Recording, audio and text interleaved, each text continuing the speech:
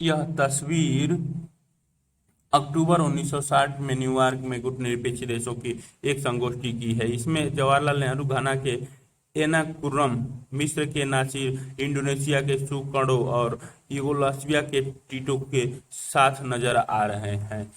इस अध्याय में हम अब तक हमने इस किताब में देश में हुए बदलाव और घरेलू चुनौतियों पर अपनी नजर डाली है। इस अध्याय में हम बाहरी चुनौतियों के बारे में पढ़ेंगे। इस मोर्चे पर भी अपने देश के नेताओं ने नई राह अपनाई और बाहरी चुनौतियों के मामले में गुटनिरपेक्षता की नीति का पालन किया। बहरहाल हमारे नेताओं को पड़ोसी देशों से हुए युद्धों से निपटना पड़ा। भारत को अपने पड़ोसी देशों से 1962, 1965 और 1971 में युद्ध लड़ना पड़ा था। इन लड़ाइयों और हमारे विदेशी संबंधों को देश की राजनीति ने एक शक्ल प्रदान की। देश की राजनीति स्वयं भी इस कार्यक्रम में प्रभावित हुई। इस अध्याय में हम अंदरूनी और बाहरी राजनीति के इस रिश्ते के बारे में पढ़ेंगे। इस अध्याय में हम चर्चा की जाएगी कि भारत के विदेशी संबंधों में किन राष्ट्रों और परिस्थितियों के आकार ग्रहण किया। भारत की विदेशी नीति किन सिद्धांतों से निर्देशित हुई। चीन और पाकिस्तान के साथ भारत के रिश्ते कैसे रहे और भारत की परमाणु नीति के उद्भव किन स्थितियों में हुआ।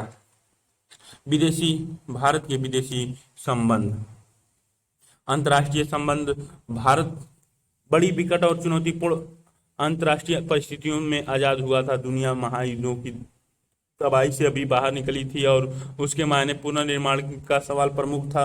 एक अंतर्राष्ट्रीय संस्था बनाने का प्रयास हो रहे थे और उपनिवेशवाद की समाप्ति के फलस्वरूप दुनिया के नक्शे पर नए देश नमूदार हो रहे थे। नए देशों के सामने लोकतंत्र कायम करने और अपनी जनता की भलाई करने की दोहरी चुनौती थी। स्वतंत्रता के तुरंत बाद भारत ने जो विदेशी नीति अपनाई उनमें हम इन सारे सरोकार की झलक पाते हैं। वैश्विक स्तर के इन सरोकार के अलावा भारत के कुछ अपनी चिंताएं भी थी। अंग्रेजी सरकार अपने पीछे अंतर्राष्ट्रीय विवादों की एक पूरी विरासत छोड़ गई थी। बंटवारे के कारण अलग से दबाव पैदा हुए थे और गरीबी मिटाने के काम सामने मुंह बाए खड़ा था। कुल जमा इन्हीं संदर्भों के बीच भारत ने एक स्वतंत्र राज्य के रूप में अंतर्राष्ट्रीय मामलों में भागीदारी शुरू की। एक राष्ट्र के रूप में भारत का जन्म विश्व युद्ध की पृष्ठभूमि में हुआ था। ऐसे में भारत ने अपनी विदेशी नीतियों में अन्य सभी देशों की संप्रभुता का सम्मान करने और शांति कायम करने, अपनी सुरक्षा सुनिश्चित करने का लक्ष्य सामने रखा। इस लक्ष्य की प्रतिध्वनि संविधान की नीति निर्देशक सिद्धांतों में सुनाई देती है। आजादी किन चीजों से बनती है। आजादी बुनियादी तौर पर विदेशी संबंधों से ही बनी होती है। यही आजादी की कसौटी भी है। बाकी सारा कुछ तो स्थानीय स्वायत्तता है।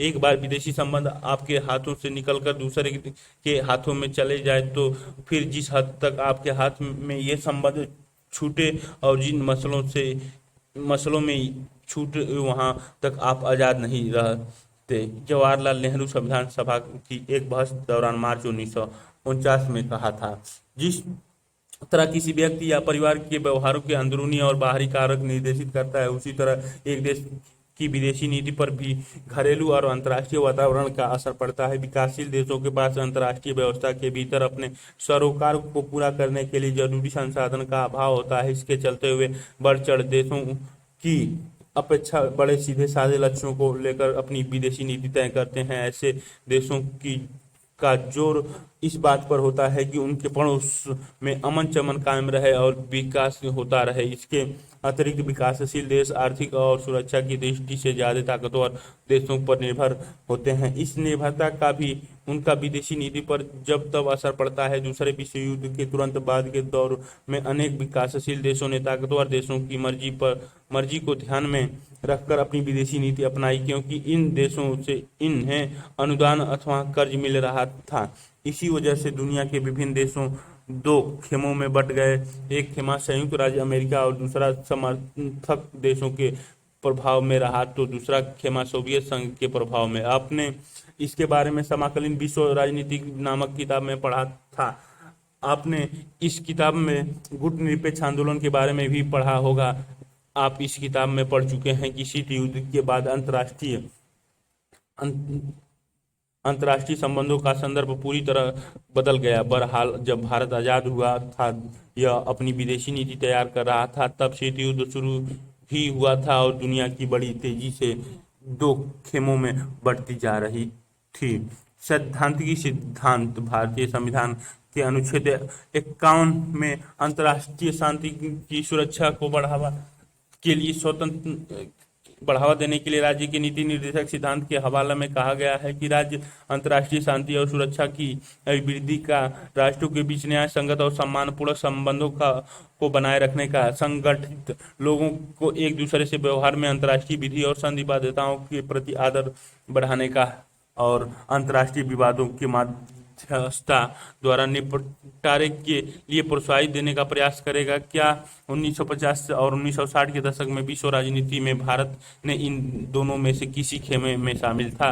क्या भारत अपनी विदेशी नीति को शांतिपूर्ण ढंग से लागू करने और अंतर्राष्ट्रीय झगड़ों से बचे रहने में सफल हुआ? गुटनिरपेक्षता की नीति भारतीय राष्ट्रीय आंदोलन अपने आप में कोई स्वतंत्र घटना नहीं है। पूरी दुनिया में उपनिवेशवाद और साम्राज्यवाद के विरुद्ध संघर्ष चल रहे थे और भारतीय राष्ट्रीय आंदोलन भी इसी विश्वव्यापी संघर्ष का हिस्सा था। इसी आंदोलन का असर एशिया और अफ्रीका के कई मुक्ति आंदोलन पर हुआ। आज़ादी मिलने से पहले भी भारत के राष्ट्रवादी नेता दुनिया के अन्य उपनिवेशों में मुक्ति संग्राम चला रहे थे, नेताओं के संपर्क में थे। ये सभी नेता आखिरी उपनिवेशवाद और साम्राज्यवाद के विरुद्ध एक साझी लड़ाई लड़ रहे थे। नेताजी सुभाष चंद्र बोस ने दूसरे विश्व युद्ध के दौरान इंडियन नेशनल आर्मी INA का गठन किया था। इससे साफ साफ जाहिर होता है कि स्वतंत्रता आंदोलन के दौरान भारत के संबंध विदेशों में रह रहे भारतीयों से बन चुके थे। किसी राष्ट्र की विदेशी नीति से उसके अंदरूनी और बाहरी सरोकार की झलक मिलती है। भारत का स्वतंत्रता आंदोलन जिन उदात्त विचारों से प्रेरित था, उनका असर भारत की विदेशी नीति पर भी पड़ा। बहरहाल, भारत को जिस वक्त आज़ादी हासिल हुई, उसी समय शीत युद्ध का दौर भी शुरू हो चुका था। आप समकालीन विश्व राजनीति की किताब के पहले अध्याय में पढ़ चुके हैं कि शीत युद्ध के दौर में दुनिया के देशों दो खेमों में बंट रहे थे। एक खेम का अगुवा सोवियत राज्य अमेरिका था। दूसरे खेम में सोवियत संघ। दोनों खेमों के बीच विश्व स्तर पर आर्थिक, राजनीतिक और सैन्य टकराव जारी थी। इस दौर में संयुक्त राष्ट्र संघ भी अस्तित्व में आया। परमाणु हथियारों का निर्माण शुरू हुआ। चीन में कम्युनिस्ट शासन की स्थापना हुई। उपनिवेशीकरण की प्रक्रिया भी इसी दौर में आरंभ हुई थी। भारत के नेताओं को अपने राष्ट्रीय हित इसी संदर्भ के दायरे में साधने थे। चौथे अध्याय में एक बार फिर से जवाहरलाल नेहरू, क्या वे कोई सुपरमैन थे या उनकी भूमिका महिमा मंडित कर दी गई थी? सुपरमैन या महामंडित महिमा कर दी गई थी। नेहरू की भूमिका। भारत के पहले प्रधानमंत्री पंडित जवाहरलाल नेहरू ने एक राष्ट्रीय एजेंडा तय करने में निर्णायक भूमिका निभाई हुए प्रधानमंत्री के साथ साथ विदेश मंत्री भी थे। प्रधानमंत्री और विदेश मंत्री के रूप में 1946 से 1964 तक उन्होंने भारत की विदेश नीति की संरचना और क्रियान्वयन पर गहरा प्रभाव डाला। नेहरू की विदेश नीति के 3 बड़े उद्देश्य थे: कठिन संघर्ष से प्राप्त संप्रभुता को बचाए रखना, क्षेत्रीय अखंडता को बनाए रखना और तेज रफ्तार से आर्थिक विकास करना। नेहरू इन उद्देश्यों को गुटनिरपेक्षता की नीति अपनाकर हासिल करना चाहते थे। उन दिनों देश में कुछ पार्टियां और समूह ऐसे भी थे जिनका मानना था कि भारत की अमेरिकी खेमों के साथ नजदीकी बढ़ानी चाहिए, क्योंकि इस खेमे को प्रतिष्ठित लोकतंत्र के हिमायती के रूप में थी। इस धारा को सोचने वाले में डॉक्टर भीमराव अम्बेडकर भी शामिल थे। साम्यवाद की विरोधी कुछ राजनीतिक पार्टियां भी चाहती थी कि भारत अपने विदेशी नीति अमेरिका के पक्ष में बनाए। ऐसे दलों में भारतीय जनसंघ और स्वतंत्र पार्टी प्रमुख थे, लेकिन विदेशी नीति को तैयार करने के मामले में नेहरू को खासी बढ़त हासिल थी। आमतौर पर हमारी नीति ताकत की राजनीति से अपने को अलग रखने और महाशक्तियों के एक खेमे के विरुद्ध दूसरे खेमे में शामिल न होने की। आज 2 अग्रणी खेमे रूस और अमेरिका ब्रिटेन के हैं। हमें दोनों के साथ दोस्ताना संबंध रखना है, साथ ही उनके खेमों में शामिल भी नहीं होना है। रूस और अमेरिका एक दूसरे को लेकर बहुत शंकित है और अन्य देशों पर भी शक करते हैं। इस कारण हमारा रास्ता कठिन है और दोनों हम पर शक कर सकते हैं कि हम उनके विरोधी खेमों की तरफ झुक रहे हैं। इससे बचा नहीं जा सकता। जवाहरलाल नेहरू KPS मेनन को एक पत्र में जारी 1947 को कहा गया। दूसरी, दो खेमों से दूरी। आजाद भारत की विदेशी आजाद भारत की विदेशी नीति में शांतिपूर्ण विश्वास का सपना था और इसके लिए भारत की गुटनिरपेक्षता की नीति का पालन किया। भारत ने इसके लिए शीत युद्ध में उपजे तनाव को कम करने की कोशिश की और संयुक्त राष्ट्र संघ के शांति अभियानों में अपनी सेना भेजी। आप पूछ सकते हैं कि शीत युद्ध के दौरान भारत किस खेमों में क्यों नहीं शामिल हुआ। भारत अमेरिका और सोवियत संघ की अगुवाई वाले सैन्य संगठनों से अपने को दूर रखना चाहता था। समकालीन विश्व राजनीति की किताब में आप पढ़ चुके हैं कि शीत युद्ध के समय अमेरिका ने उत्तरी अटलांटिक संधि नाटो और सोवियत संघ ने इसके जवाब में वर्सा पैक्ट नामक संधि संगठन बनाया था। भारत ने गुटनिरपेक्षता की नीति को आदर्श माना। संतुलन साधने की यह कठिन कोशिश थी और कभी कभी संतुलन बहुत कुछ नहीं भी सध पाता था। 1956 में जब ब्रिटेन ने सुएज नहर के मामले को लेकर मिस्र पर आक्रमण किया तो भारत ने इस पर नौ औपनिवेशिक हमले के विरुद्ध विश्वव्यापी विरोध की अगुवाई की। इस साल सोवियत संघ ने हंगरी पर आक्रमण किया था, लेकिन भारत ने सोवियत संघ के इस कदम को सार्वजनिक निंदा नहीं की। ऐसी स्थिति के बावजूद कमोबेश भारत के अंतर्राष्ट्रीय मामलों पर स्वतंत्रता रवैया अपनाने उसे देख दोनों खेमों के देशों ने सहायता और अनुदान दिए। भारत अभी बाकी विकासशील देशों को गुटनिरपेक्षता की नीति के बारे में आश्वस्त करने में लगा था कि पाकिस्तान अमेरिकी नेतृत्व वाले सैन्य गठबंधन में शामिल हो गया। इस वजह से 1950 के दशक में भारत अमेरिका संबंधों में खटास पैदा हो गई। अमेरिका सोवियत संघ से भारत की बढ़ती हुई दोस्ती को लेकर भी नाराज था। अपने पिछले अध्याय में पढ़ा कि भारत ने नियोजित विकास की रणनीति अपनाई थी। इस नीति में जोर आयात को कम करने पर था। इससे कम करने पर था। इसमें संसाधनों आधार तैयार करने पर जोर दिया गया। इसके परिणाम स्वरूप निर्यात के मामले में भी प्रगति बड़ी सीमित थी। विकास के इस रणनीति के कारण बाहरी दुनिया में भारत का आर्थिक लेन देन बड़ा सीमित था। एफ्रो एशियाई एकता। भारत का आकार और स्थिति और शक्ति संसाधन को भांपकर नेहरू ने एक विश्व के मामलों, खासकर एशियाई मामलों में भारत के लिए एक बड़ी भूमिका निभाने का स्वप्न देखा था। नेहरू के दौर में भारत ने एशिया और अफ्रीका के 9 स्वतंत्र देशों के साथ संपर्क बनाए। 1940 और 1950 के दशक में नेहरू बड़े मुखर स्वर में एशियाई एकता की पैरोकारी करते रहे। नेहरू की अगुवाई में भारत ने 1947 के मार्च में ही एशिया संबंध सम्मेलन, एशियन रिलेशंस कॉन्फ्रेंस का आयोजन कर डाला था, जबकि अभी भारत को आज़ादी मिलने में 5 महीने शेष थे। भारत ने इंडोनेशिया की आज़ादी के लिए भरपूर प्रयास किया। भारत चाहता था कि इंडोनेशिया डच उपनिवेशिक शासन से यथासंभव शीघ्र मुक्त हो जाए। इसके लिए भारत ने 1949 में इंडोनेशिया के स्वतंत्रता संग्राम के समर्थन में एक अंतर्राष्ट्रीय सम्मेलन किया। भारत उपनिवेशीकरण की प्रक्रिया का प्रबल समर्थक था और उसने पूरी दृढ़ता से नस्लवाद का, खास कर दक्षिण अफ्रीका में जारी दंग भेद का विरोध किया। इंडोनेशिया के एक शहर बांडुंग में एफ्को एशियाई सम्मेलन 1955 में हुआ। आमतौर पर हम इसे बांडुंग सम्मेलन के नाम से जानते हैं। अफ्रीका और एशिया के 9 स्वतंत्र देशों के साथ भारत के बढ़ते संपर्क का यह चरम बिंदु था। बांडुंग सम्मेलन में ही गुटनिरपेक्ष आंदोलन की नींव पड़ी। गुटनिरपेक्ष आंदोलन का पहला सम्मेलन 1961 के सितंबर में बेलग्रेड में हुआ। गुटनिरपेक्ष आंदोलन की स्थापना में नेहरू की महती भूमिका रही थी। देखें समकालीन विश्व राजनीति अध्याय 1। हम लोग आज की बनिस्बत जब ज्यादा गरीब, कमजोर और नए थे तो शायद दुनिया में हमारी पहचान कहीं ज्यादा थी। और है ना विचित्र बात, ये ताकत के 3 साधनों संपदा, धन और जन से हीन एक देश अब बड़ी तेजी से सभ्य जगत में एक नैतिक ताकत के रूप में पहचान हासिल कर रहा है। उसकी आवाज को दिग्गज देशों की जमात में बड़ी इज्जत के साथ सुना जाता है। श्री राजगोपालाचारी, एडविना माउंटेन को एक पत्र में 1950 में लिखा। चीन के साथ शांति और संघर्ष। पाकिस्तान के साथ अपने संबंधों के विपरीत आवाज भारत ने चीन के साथ अपने रिश्ते की शुरुआत बड़े दोस्ताना ढंग से की। चीन क्रांति 1949 में हुई थी। इस क्रांति के बाद भारत चीन की कम्युनिस्ट सरकार को मान्यता देने वाले पहले देशों में एक था। पश्चिमी प्रभुत्व के चंगुल से निकलने वाले इस देश को लेकर नेहरू के हृदय में गहरे भाव थे और उन्होंने अंतर्राष्ट्रीय पलक पर इस सरकार की मदद की। नेहरू के कुछ सहयोगी मसलन सरदार वल्लभ भाई पटेल का आशंका थी कि आगामी दिनों में चीन भारत पर चढ़ाई कर सकता है, लेकिन नेहरू सोच रहे थे कि भारत पर चीन के आक्रमण की संभावना दूर दूर तक नहीं है। बहुत दिनों से भारत की चीन से लगती सीमा पर सेना के बजाय अर्धसैनिक बल रखवाली कर रहे थे। शांतिपूर्ण सह अस्तित्व के 5 सिद्धांत यानी पंचशील की घोषणा भारत के प्रधानमंत्री नेहरू और चीन के प्रमुख जाओ एन लाई ने संयुक्त रूप से 29 अप्रैल 1954 में की।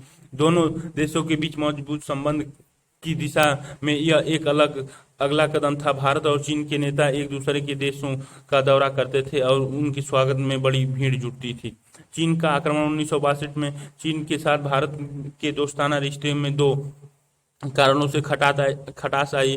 चीन ने 1950 में तिब्बत पर कब्जा कर लिया। इससे भारत और चीन के बीच ऐतिहासिक रूप से जो वो एक मध्यवर्ती राज्य बना चला आ रहा था वह खत्म हो गया। शुरू में भारत सरकार ने the Indian Times India offers century of the Dalai Lama arrive in the Nepal with 80 others. Lok Sabha appeals Nehru statements.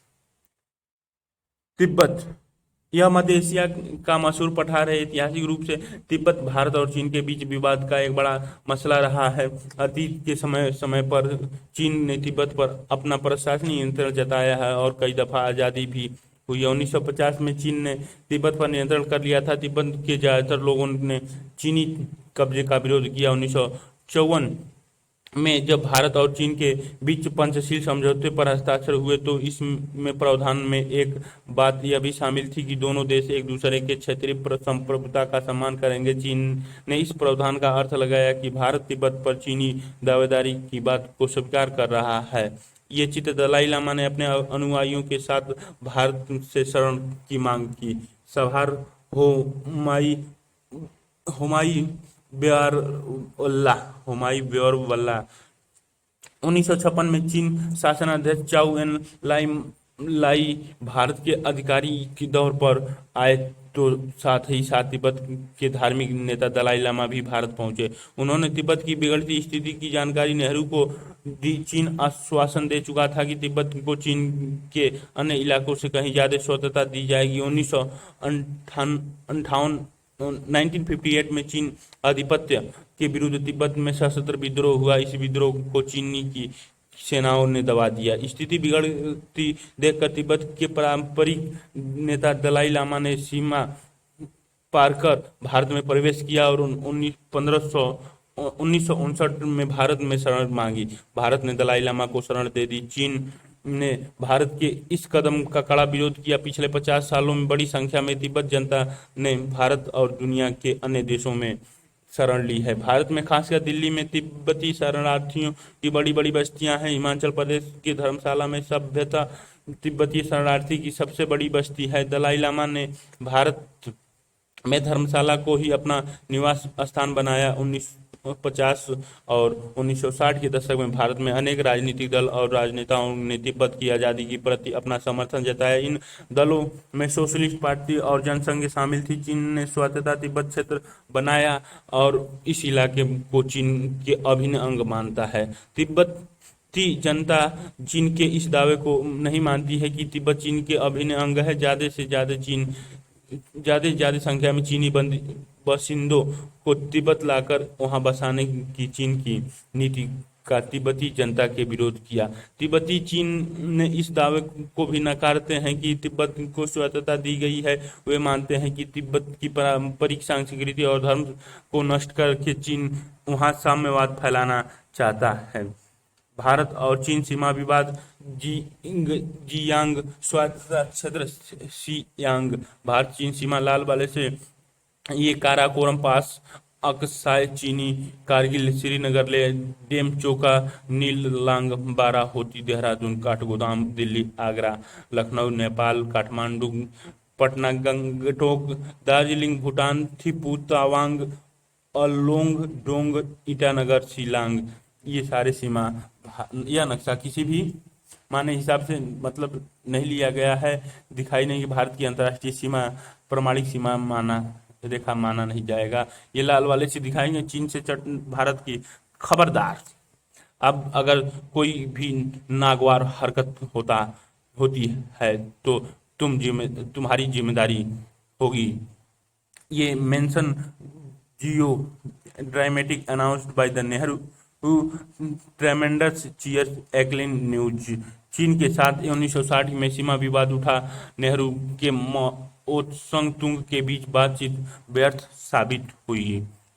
The Indian Times Weekly, Indian troops fall back in NEFA and Ladakh, Dhola Khinzemane post abandoned China's advance pushed at heavy cost.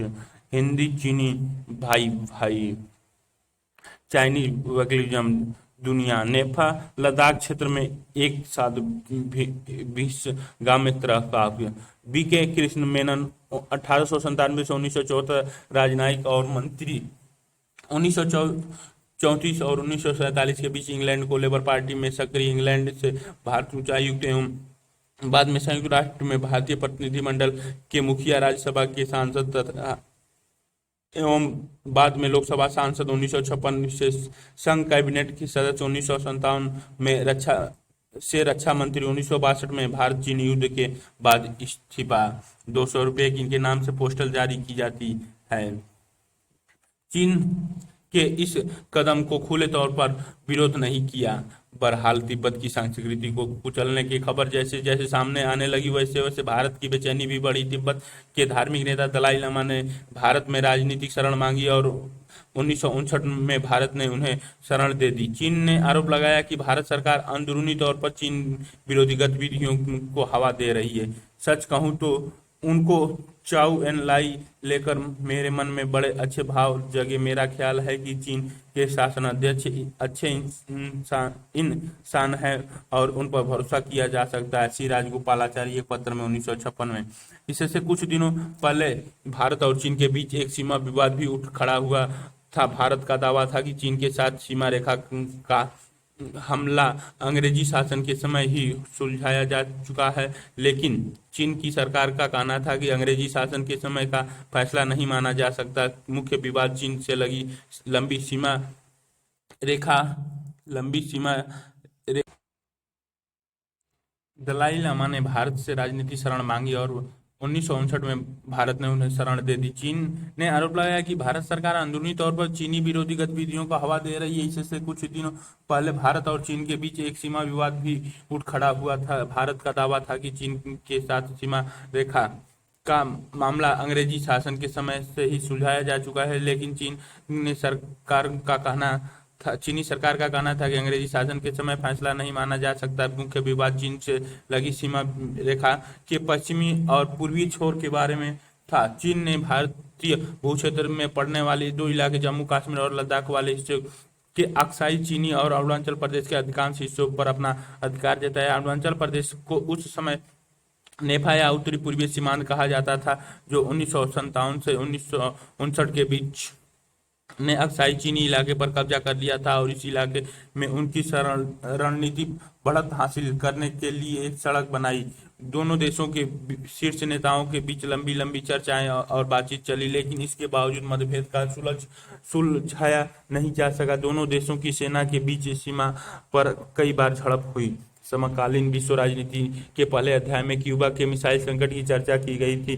क्या आपको इस घटना की याद है जिस समय पूरे विश्व का ध्यान दो महाशक्तियों की तानातानी से पैदा इस संकट की तरफ लगा हुआ था? ठीक उसी समय चीन के 1962 में अक्टूबर में दोनों विवादित क्षेत्रों पर बड़ी तेजी से व्यापक स्तर पर हमला किया।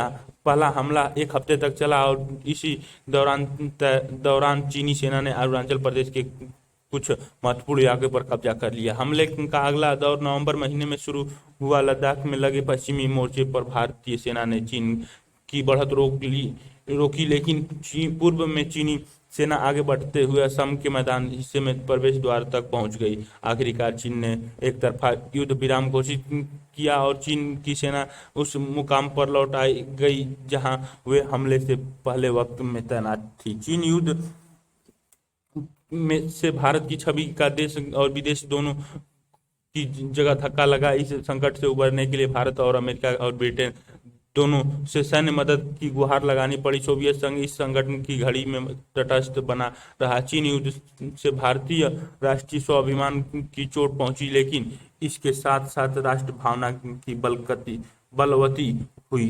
कुछ प्रमुख सैन्य कमांडरों ने या तो इस्तीफा दे दिया या अवकाश ग्रहण कर लिया। नेहरू के नजदीकी सहयोगी और तत्कालीन रक्षा मंत्री भी के कृष्ण मेनन को भी मंत्रिमंडल छोड़ना पड़ा। नेहरू की छवि भी थोड़ी धूमिल हुई। चीन के इरादे को समय रहते न भांप सकने और सैन्य तैयारी न कर पाने को लेकर नेहरू की बड़ी आलोचना हुई। पहली बार उनकी सरकार के खिलाफ अविश्वास प्रस्ताव लाया गया और लोकसभा में इस पर बहस हुई। इसके तुरंत बाद कांग्रेस ने कुछ महत्वपूर्ण उपचुनाव में पटकनी खाई। देश की राजनीतिक मानस बदलने लगा था। मैंने सुना कि 1962 में युद्ध के बाद जब लता मंगेशकर ने ए मेरे वतन के लोग गाया तो नेहरू भरी सभा में रो पड़े थे। बड़ी अजीब लगा कि यह सोचकर वे कितने बड़े लोग भी किस भावुक लम्हे में रो पड़ते हैं। कुछ आगे की 1962 के बाद भारत चीन संबंध। भारत और चीन के बीच संबंधों के सामान्य होने से करीब 10 साल लगा। 1976 में दोनों देशों के बीच पूर्ण राजनयिक संबंध बहाल हो सके। शीर्ष नेता के तौर पर पहली बार अटल बिहारी वाजपेयी, वे तब विदेश मंत्री थे, 1979 यानी 1979 में चीन के दौरे पर गए। बाद में नेहरू के बाद राजीव गांधी बतौर प्रधानमंत्री चीन के दौरे पर गए। इसके बाद से चीन के साथ भारत के संबंधों में ज्यादा जोर व्यापारिक मसलों पर रहा। समकालीन विश्व राजनीति की किताब में आप इस बात को पढ़ चुके हैं। भारत चीन संघर्ष का असर विपक्षी दलों पर भी हुआ। यह युद्ध और चीन सोवियत संघ के बीच बढ़ते मतभेद से भारतीय कम्युनिस्ट पार्टी भाकपा के अंदर बड़ी उठक पटक मची। सोवियत संघ का पक्षधर खेमा भाकपा में ही रहा और उसने कांग्रेस के साथ नजदीकी बढ़ाई। दूसरे खेमा कुछ समय के लिए चीन का पक्षधर रहा और यह खेमा कांग्रेस के साथ किसी भी तरह की नजदीकी के खिलाफ था। भारतीय कम्युनिस्ट पार्टी 1964 में टूट गई। इस पार्टी के भीतर जो खेमा चीन का पक्षधर था उसने मार्क्सवादी भारतीय कम्युनिस्ट पार्टी CPIM मकपा बनाई। चीन युद्ध के क्रम में मकपा के कई नेताओं को चीन का पक्ष लेने के आरोप में गिरफ्तार किया गया। चीन के साथ हुए युद्ध ने भारत के नेताओं को पूर्वोत्तर की डावाडोल स्थिति के प्रति सचेत किया। यह इलाका अत्यंत पिछड़ा दशा में था और अलग थलग पड़ा गया था। राष्ट्रीय एकता और अखंडता के लिहाज से भी यह इलाका चुनौतीपूर्ण था। चीन युद्ध के तुरंत बाद इस इलाके को नई तरतीब में ढालने की कोशिश शुरू की गई। नागालैंड के प्रांत का दर्जा दिया गया। मणिपुर और त्रिपुरा हालांकि केंद्र शासित प्रदेश थे, लेकिन उन्हें अपनी विधानसभा के निर्वाचन का अधिकार मिला। ये हकीकत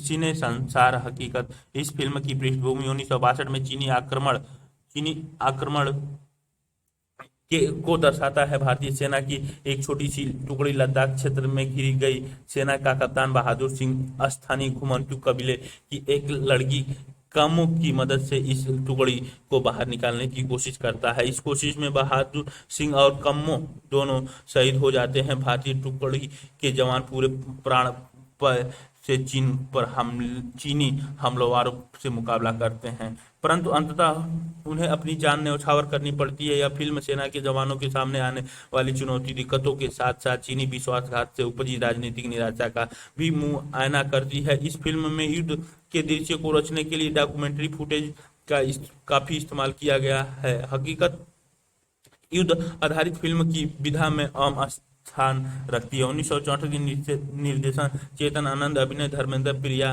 राजवंश, बलराज साहनी, जयंत सुधीर, संजय खान, विजय आनंद। पाकिस्तान के साथ युद्ध और शांति। कश्मीर मसले को लेकर पाकिस्तान के साथ बंटवारे के तुरंत बाद ही संघर्ष छिड़ गया था। आप इस विवाद के बारे में 8वें अध्याय में विस्तार से पढ़ सकते हैं। 1947 से ही कश्मीर में भारत और पाकिस्तान की सेनाओं के बीच एक छाया युद्ध छिड़ गया था। बहरहाल यह संघर्ष पूर्ण व्यापी युद्ध का रूप न ले सका। यह मसला फिर संयुक्त राष्ट्र संघ के हवाले कर दिया गया। संयुक्त राज्य अमेरिका और चीन के साथ भारत के संबंधों के लिहाजा से पाकिस्तान एक महत्वपूर्ण घटक रहा। कश्मीर के सवाल पर हुए संघर्ष के बावजूद भारत और पाकिस्तान की सरकारें के बीच सहयोग संबंध कायम हुए। दोनों सरकारों ने मिलजुल कर प्रयास किए कि बंटवारे के समय जो महिलाएं अपहृत हुई थी उन्हें अपने परिवार के पास वापस लौटा जा सके। विश्व बैंक की मध्यस्थता से नदी जल में हिस्सेदारी को लेकर चला आ रहा एक लंबा विवाद सुलझा लिया गया। नेहरू और जनरल अयूब खान ने सिंधु जल नदी संधि पर 1960 में हस्ताक्षर किए। भारत पाक संबंधों में नरमी गर्मी के बावजूद इस संधि पर ठीक ठाक अमल होता रहा। दोनों देश के बीच 1965 में कहीं ज्यादा गंभीर किस्म के सैन्य संघर्ष की शुरुआत हुई। आप अगले अध्याय में पढ़ेंगे कि इस वक्त लाल बहादुर शास्त्री भारत के प्रधानमंत्री थे। 1965 के अप्रैल में पाकिस्तान ने गुजरात के कच्छ इलाके केरन में सैनिक हमला बोला। इसके बाद जम्मू कश्मीर में उसने अगस्त सितंबर के महीने में बड़े पैमाने पर हमला किया। पाकिस्तान के नेताओं की उम्मीद थी कि जम्मू कश्मीर की जनता उनका समर्थन करेगी, लेकिन ऐसा नहीं हुआ। कश्मीर के मोर्चे पर पाकिस्तानी सेना की बढ़त को रोकने के लिए प्रधानमंत्री लाल बहादुर शास्त्री ने पंजाब की सीमा की तरफ से जवाबी हमला करने का आदेश दिया। दोनों देशों की सेनाओं के बीच घनघोर लड़ाई हुई और भारत की सेना आगे बढ़ते हुए लाहौर के नजदीक पहुंच गई। संयुक्त राष्ट्र संघ के हस्तक्षेप से इस लड़ाई का अंत हुआ और बाद में भारत प्रधानमंत्री लाल बहादुर शास्त्री और पाकिस्तान के जनरल अयूब खान के बीच 1966 में ताशकंद समझौता हुआ। सोवियत संघ ने इसमें मध्यस्थता की भूमिका निभाई। हालांकि 1965 की लड़ाई में भारत ने पाकिस्तान को बहुत ज्यादा सैन्य क्षति पहुंचाई, लेकिन इस युद्ध से भारत की कठिन आर्थिक स्थिति पर और ज्यादा बोझ पड़ा। हम ऐसा क्यों कहते हैं कि भारत और पाकिस्तान के बीच युद्ध हुआ? नेता झगड़े और सेनाओं के बीच युद्ध हुआ। ज्यादातर आम नागरिकों को इनसे कुछ लेना देना न था। बांग्लादेश युद्ध 1970 में पाकिस्तान के सामने एक गहरा अंदरूनी संकट आ खड़ा हुआ। पाकिस्तान के पहले आम चुनाव में खंडित जनादेश आया। जुल्फिकार अली भुट्टो की पार्टी पश्चिमी पाकिस्तानी में विजयी रही, जबकि मुजीबुर रहमान का पार्टी अवामी लीग ने पूर्वी पाकिस्तान में जोरदार कामयाबी हासिल की। पश्चिमी पाकिस्तान के नेताओं के हाथों अपने साथ हुए दोयम दर्जे के नागरिक के बर्ताव के विरोध में पूर्वी पाकिस्तान की बंगाली जनता ने इस पार्टी को वोट दिया था। पाकिस्तान के शासक इस जनादेश को स्वीकार नहीं कर पा रहे थे। अवामी लीग एक परिसंघ बनाने की मांग कर रही थी, लेकिन वे इस मांग को भी स्वीकार करने के लिए तैयार नहीं थे। Our troops on the outskirts of Lahore IAF plans blast ministry in installations. Pak force on the run in the Chamba area. Jorin in the flamer success to the Uri sector.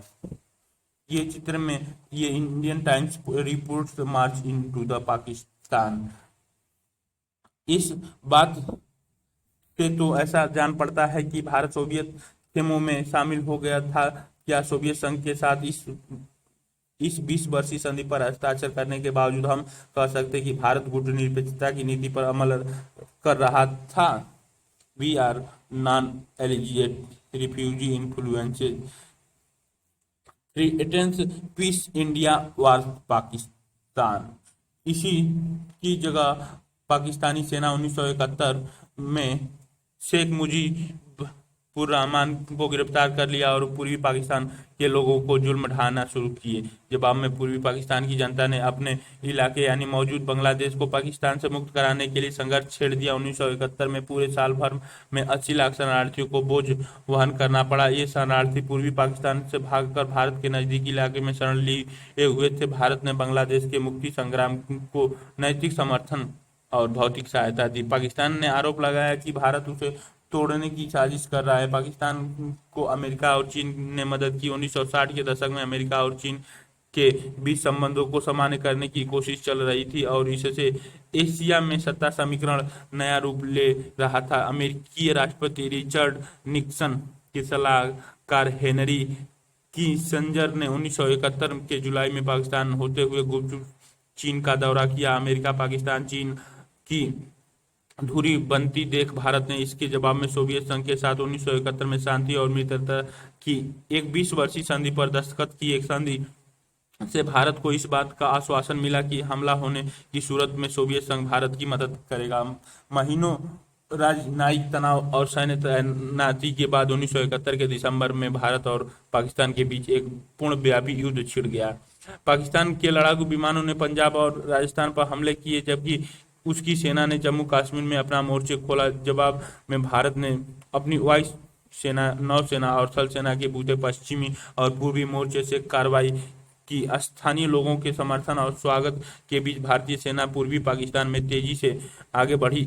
10 दिनों के अंदर भारतीय सेना ने ढाका को 3 तरफ से घेर लिया और अपने 90,000 सैनिकों के साथ पाकिस्तानी सेना को आत्मसमर्पण करना पड़ा। बांग्लादेश के रूप में एक स्वतंत्र राष्ट्र के उदय के साथ भारतीय सेना ने अपनी तरफ से एक तरफा युद्ध विराम घोषित कर दिया। बाद में 3 जुलाई 1972 को इंदिरा गांधी और जुल्फिकार अली भुट्टो के बीच शिमला समझौता पर दस्तखत हुए और इससे अमन की बहाली हुई। आगे की कारगिल संघर्ष 1999 की शुरुआत महीनों में भारतीय इलाके की नियंत्रण सीमा रेखा की कई ठिकानों जैसे द्रास, मास्को, काकसर और बातलिक पर अपने को मुजाहिदीन बताने वाले ने कब्जा कर लिया था। पाकिस्तानी सेना की इसमें मिली भगत भांप कर भारतीय सेना इस कब्जे के खिलाफ हरकत में आई। इससे दोनों देशों के बीच संघर्ष छिड़ गई। इसे कारगिल की लड़ाई के नाम से जाना जाता है। 1999 के मई जून में यह लड़ाई जारी रही और 26 जुलाई 1999 तक भारत अपने अधिकतर ठिकानों पर पुनः अधिकार कर चुका था। कारगिल की लड़ाई ने पूरे विश्व का ध्यान खींचा था, क्योंकि इससे ठीक 1 साल पहले दोनों देश परमाणु हथियार बनने की अपनी क्षमता का प्रदर्शन कर चुके थे। बहरहाल यह लड़ाई सिर्फ कारगिल के इलाकों तक ही सीमित रही। पाकिस्तान में इस लड़ाई को लेकर बहुत विवाद मचा। कहा गया कि सेना के प्रमुख ने प्रधानमंत्री को इस मामले में अंधेरे में रखा था। इस लड़ाई के तुरंत बाद पाकिस्तान की हुकूमत पर जनरल परवेज मुशर्रफ की अगुवाई में पाकिस्तान सेना ने नियंत्रण कर लिया। द टाइम्स ऑफ इंडिया या else in Indira ends war 1971 में remains alert the Hindustan Mujib takes more Bangladesh Pak plans Bombay Bangladesh. युद्ध के इस निर्णायक जीत से देश में उत्साह की लहर दौड़ गई। अधिकांशतः भारतीयों ने इस गौरव की घड़ी के रूप में देखा और माना कि भारत की सैन्य पराक्रम प्रबल हुआ। और आगे अध्याय में पढ़ेंगे कि इंदिरा गांधी उस वक्त भारत की प्रधानमंत्री थी। 1971 के लोकसभा चुनाव में उन्हें विजयी मिली थी। 1971 की जंग के बाद इंदिरा गांधी की लोकप्रियता को 4 चांद लग गया। इस युद्ध के बाद अधिकतर राज्यों में विधानसभा के चुनाव हुए और अनेक राज्यों में कांग्रेस पार्टी बड़े बहुमत से जीती। भारत ने अपने सीमित संसाधनों के साथ नियोजित विकास की शुरुआत की थी। पड़ोसी देशों के साथ संघर्ष के कारण पंचवर्षीय योजना पटरी से उतर गई। 1962 से के बाद भारत को अपने सीमित संसाधनों, खास तौर से रक्षा क्षेत्र में लगाने पड़े। भारत को अपने सैन्य ढांचे का आधुनिकीकरण करना पड़ा। 1962 में रक्षा उत्पादन विभाग और 1965 में रक्षा आपूर्ति विभाग का स्थापना हुई। तीसरी पंचवर्षीय योजना 1961 से 1966 पर असर पड़ा और इसके बाद लगातार 3 एक वर्षीय योजना पर अमल हुआ। चौथी पंचवर्षीय योजना 1969 में ही शुरू हो सकी। युद्ध के बाद भारत की रक्षा व्याप बहुत ज्यादा बढ़ गया। भारत की परमाणु नीति इस दौर को एक खास बात थी। भारत का परमाणु विस्फोट। भारत ने 1974 के मई में परमाणु परीक्षण किया। तेज गति से आधुनिक भारत के निर्माण के लिए नेहरू ने हमेशा विज्ञान और प्रौद्योगिकी पर अपना विश्वास जताया था। नेहरू औद्योगिकरण की नीति का एक महत्वपूर्ण घटक परमाणु कार्यक्रम था। इसकी शुरुआत 1940 के दशक के अंतिम सालों में होमी जहांगीर भाभा के निर्देशन में हो चुका था। भारत शांतिपूर्ण उद्देश्यों में इस्तेमाल के लिए अणु ऊर्जा बनाना चाहता था। नेहरू परमाणु हथियारों के खिलाफ थे। उन्होंने महाशक्तियों पर व्यापक परमाणु निःशस्त्रीकरण के लिए जोर दिया था। बहरहाल परमाणु आयुधों में बढ़ोतरी होती रही। साम्यवादी शासन वाले चीन ने 1964 के अक्टूबर में परमाणु परीक्षण किया। अणु शक्ति संपन्न बिरादरी यानी संयुक्त राज्य अमेरिका, सोवियत संघ, ब्रिटेन, फ्रांस और चीन ने, जो संयुक्त राष्ट्र संघ की सुरक्षा परिषद की अस्थायी सदस्य भी थे, दुनिया के अन्य देशों पर 1968 की परमाणु अप्रसार संधि को थोपना चाहा। भारत हमेशा से इस संधि के भेदभाव मानता आया था। भारत ने इस पर दस्तखत करने से इनकार कर दिया था। भारत ने जब अपना पहला परमाणु परीक्षण किया तो इसे उसने शांति परीक्षण करार दिया। भारत का कहना था कि अणु शक्ति को सिर्फ शांतिपूर्ण उद्देश्यों में इस्तेमाल करने की अपनी नीति के प्रति दृढ़ संकल्प है। जिस वक्त परमाणु परीक्षण किया जा रहा गया था वह दौर घरेलू राजनीति के लिहाजा से बड़ा कठिन था। 1973 में अरब इजरायली युद्ध हुआ था। इसके बाद पूरे विश्व में तेल के लिए हाहाकार मचा हुआ था। अरब राष्ट्रों ने तेल के दामों में भारी वृद्धि कर दी थी। भारत इस वजह से आर्थिक समस्याओं से घिर गया। भारत में मुद्रास्फीति बहुत ज्यादा बढ़ गई। जैसे कि आप छठे अध्याय में पढ़ेंगे, इस वक्त देश में कई आंदोलन चल रहे थे और इसी समय देशव्यापी रेल हड़ताल भी हुई थी। देशव्यापी रेल बड़ा घन चक्कर है। क्या यहाँ सारा मामला परमाणु बम बनाने का नहीं है? हम ऐसा सीधे सीधे क्यों नहीं कहते? हालांकि राजनीतिक दलों के बीच विदेशी नीति के बारे में छोटे मोटे मतभेद जरूर हैं, लेकिन भारतीय राजनीति में विभिन्न दलों के बीच राष्ट्रीय अखंडता, अंतर्राष्ट्रीय सीमा रेखा की सुरक्षा तथा राष्ट्रीय हित के मसलों पर व्यापक सहमति है। इसी कारण हम देखते हैं कि 1962 से 1971 के बीच भारत ने 3 युद्धों का सामना किया और इसके बाद के समय में भी जब समय समय पर कोई पार्टी ने सरकार बनाई, विदेशी नीति की भूमिका पार्टी की राजनीति पर बड़ी सीमित रही। कुछ आगे की भारत का परमाणु कार्यक्रम। भारत ने परमाणु अप्रसार के लक्ष्य को ध्यान में रखकर की गई संधियों का विरोध किया, क्योंकि ये संधियां उन्हीं देशों पर लागू होने की थी जो परमाणु शक्ति से हीन थे। इन संधियों के द्वारा परमाणु हथियारों से लैस देशों की जमात के परमाणु शक्ति का एकाधिकार की वैधता दी जा रही थी। इसी कारण 1995 में जब परमाणु अप्रसार संधि को अनियमित काल के लिए बढ़ा दिया गया तो भारत ने इसका विरोध किया और उसने व्यापक परमाणु परीक्षण प्रतिबंध संधि comprehensive test ban treaty CTBT पर भी हस्ताक्षर करने से इनकार कर दिया। भारत ने 1998 के मई में परमाणु परीक्षण किया और यह जताया कि उसके पास सैन्य उद्देश्यों के लिए अणु शक्ति और को इस्तेमाल में लाने की क्षमता है। इसके तुरंत बाद पाकिस्तान ने भी परमाणु परीक्षण किए। इससे क्षेत्रों में परमाणु युद्ध की आशंका को बल मिला। अंतर्राष्ट्रीय बिरादरी पर भारतीय उपमहाद्वीप में हुए इस परमाणु परीक्षण को लेकर बहुत नाराज थी और उसने भारत तथा पाकिस्तान दोनों पर कुछ प्रतिबंध लगाए, जिन्हें बाद में हटा लिया गया। भारत की परमाणु नीति में सैद्धांतिक तौर पर यह बात स्वीकार की गई कि भारत अपनी रक्षा के लिए परमाणु हथियार रखेगा, लेकिन इन हथियारों का प्रयोग पहले नहीं करेगा। भारत की परमाणु नीति में यह बात दोहराई गई कि भारत वैश्विक स्तर पर लागू और भेदभावहीन परमाणु निःशस्त्रीकरण के लिए प्रतिप्रचनबद्ध है, ताकि परमाणु हथियारों से मुक्त विश्व की रचना हो सके। विश्व राजनीति बदलते समीकरण, जैसा कि आप इस किताब के 6 और 9वें अध्याय में पढ़ेंगे। 1977 के बाद के दौर में कई गैर कांग्रेसी सरकारें बनी। इस दौर में विश्व राजनीति में भी नाटकीय बदलाव आ रहे थे। इनका भारत के विदेशी संबंधों पर क्या असर पड़ा? 1977 में जनता पार्टी की सरकार बनी थी।